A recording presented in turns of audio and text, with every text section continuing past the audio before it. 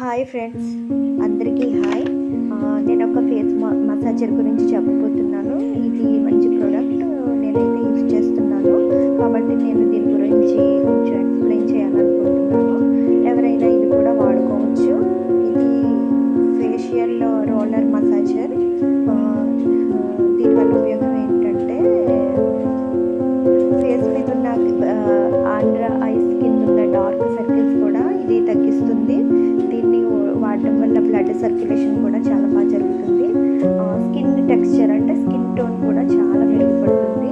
దీన్ని ఎలా యూజ్ చేయాలి అంటే, మనం ఏదైనా సరే ఫేస్ వాష్ చేసుకున్న తర్వాత ఏం చేయాలంటే, ఏదైనా సిరప్ కానీ లేదు ఆయిల్ కానీ యూజ్ చేసిన తర్వాత దాన్ని ఒక రోలర్ తీసుకొని మనం జెంటిల్గా మసాజ్ చేసుకోవాలి.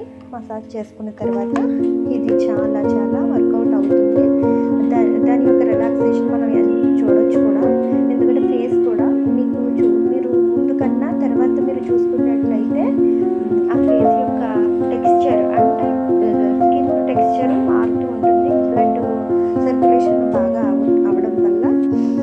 దాంతోపాటు మీకు ఇది ఎలా యూజ్ అవుతుందంటే, ఈ బ్రెయిన్కి వెళ్ళే నరాలు కూడా మీకు మంచి సర్క్యులేషన్ వల్ల మీకు హెడేక్ కూడా సమస్య తగ్గొచ్చు. ఫేషియల్ రోలర్ అంటారు దీన్ని. ఇది ఎక్కడైనా అవైలబుల్గా ఉంటుంది. అమెజాన్లో కానీ ఫ్లిప్కార్ట్ ఎన్ని ప్లాట్ఫామ్స్లో ఉండొచ్చు. ఎవరికైనా ఇష్టమైతే ఈ ప్రోడక్ట్ని తీసుకుని యూజ్ చేయొచ్చు. దీనివల్ల నష్టం ఏమీ ఉండదు. కాకపోతే ఏంటంటే, చేసుకోవాల్సిన పద్ధతిలో మసాజ్ చేసుకొని ఫేస్ పైన అండర్ ఐస్ కింద చేసుకోవాలి. జెంటిల్గా ఇలా యూజ్ చేయడం వల్ల డే బై డే మీరు మంచి రిజల్ట్స్ చూడవచ్చు. అంతేకాకుండా ఇలా చేసుకోవడం వల్ల ఫేస్ మీద ముడతలు కూడా తగ్గుతాయి. మన చేతుల్లోనే ఉంటుంది మన యొక్క ఆరోగ్యమైన అందమైన. మనం కొంచెం టైం మనం యూజ్ చేస్తే ఏదో ఒకటి మనం హ్యాపీగా మనం అనుకున్నది సాధించవచ్చు. అది అందరిలోనైనా, ఆరోగ్యంలోనైనా, లేదు దేంట్లో అయినా సరే. దీనికి అందుబాటులో ఉంటే కొబ్బరి నూనె కూడా యూజ్ చేయవచ్చు.